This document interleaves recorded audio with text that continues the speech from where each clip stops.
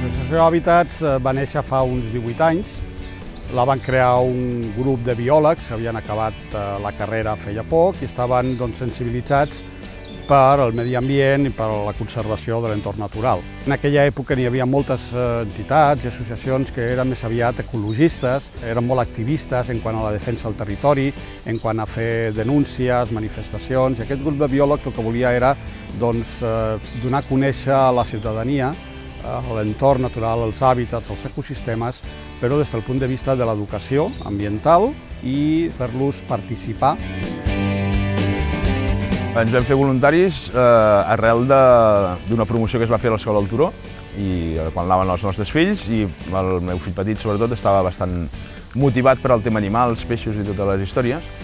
i ens va agradar la idea, ja que estem al costat del riu i tot això, saber una miqueta en quin estat es troba el riu i en quines condicions evoluciona. L'activitat més important que hem fet és el projecte Rius, perquè el projecte Rius es tracta de mobilitzar prop de 2.000 voluntaris, 2 vegades a l'any, primavera i tardor, i hem d'elaborar un informe, que és l'informe que li diem RiusCat. L'ensenyem, diguéssim, a la premsa, el donem a conèixer a la premsa, als mitjans de comunicació, i a més s'envia a l'ACA, l'Agència Catalana de l'Aigua, i al Departament de Territori i Sostenibilitat per informar de com es troben els rius a Catalunya.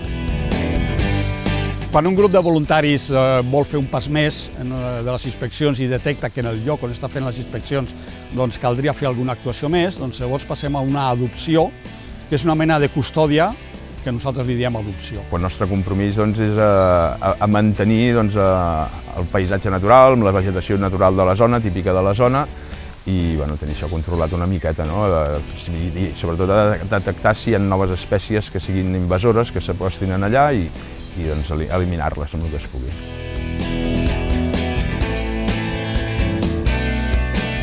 Els reptes de futur és arribar a uns col·lectius socials que ara no arribem. Per exemple, el col·lectiu de discapacitats. Per arribar al col·lectiu de discapacitats, tant físics com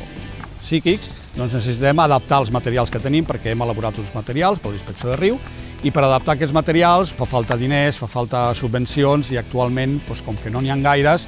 anem a poc, però el repte principal és aquest, arribar al col·lectiu de discapacitats adaptant els materials, perquè posaríem en contacte un col·lectiu social molt important, que és el dels discapacitats, amb els ecosistemes fluvials en aquest cas.